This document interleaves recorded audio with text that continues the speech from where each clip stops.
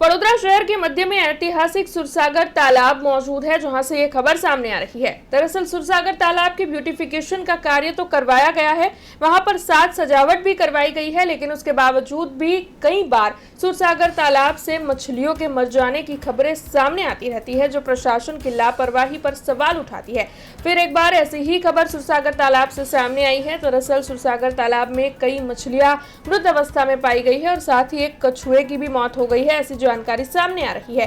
कई बार वहां पर ऑक्सीजन पंप भी बंद हालत में नजर आते हैं, जिसकी वजह से प्रशासन की लापरवाही पर कई सवाल उठ खड़े होते हैं। अब मछलियों के मृत अवस्था में पाए जाने की वजह से वहां पर दुर्गंध भी फैल जाती है। तब इस मामले के मद्देनजर अब लोग जो है वो रोष जता रहे हैं। अब इस पूरे मामले पर वडोदरा महानगर पालिका के डिप्टी मेयर आदित्य पटेल ने प्रतिक्रिया दी है। तब आइए सुनते हैं वो क्या कह रहे हैं। समाचार माध्यमों तरफथी शहरना मध्यમાં આવેલ સુરસાગર તળાવમાં માછલીઓના મૃત્યુ થયા છે એ પ્રકારની વિગત સામે આવી છે। આ વિગત સંદર્ભે સંવેદનશીલતા સાથે એટલું કહી શકાય કે જે રીતે આપણે એ વારસો ધરાવનારા લોકો છે, એ વિચારધારા ધરાવનારા લોકો છે કે આપણે છોડમાં પણ રણછોડ છે એ પ્રકારની આપણી વિચારધારા છે। ત્યારે મનુષ્યની જેમ માછલી હોય કે અન્ય પ્રાણી જીવ પશુ હોય તેઓની પણ કાળજી કરવી, માવજત કરવી એ આપણા સૌની સામૂહિક ફરજ છે।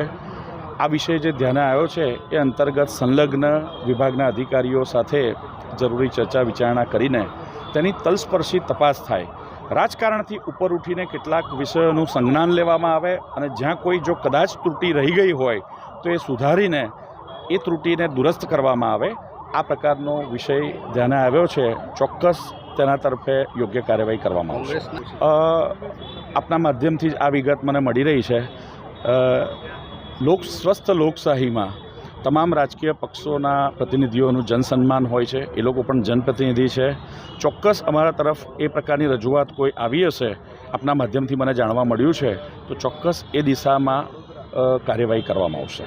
हमसे जुड़े रहने के लिए हमारे YouTube चैनल को सब्सक्राइब करें और नई वीडियो की नोटिफिकेशन के लिए बेल आइकॉन को दबाएं।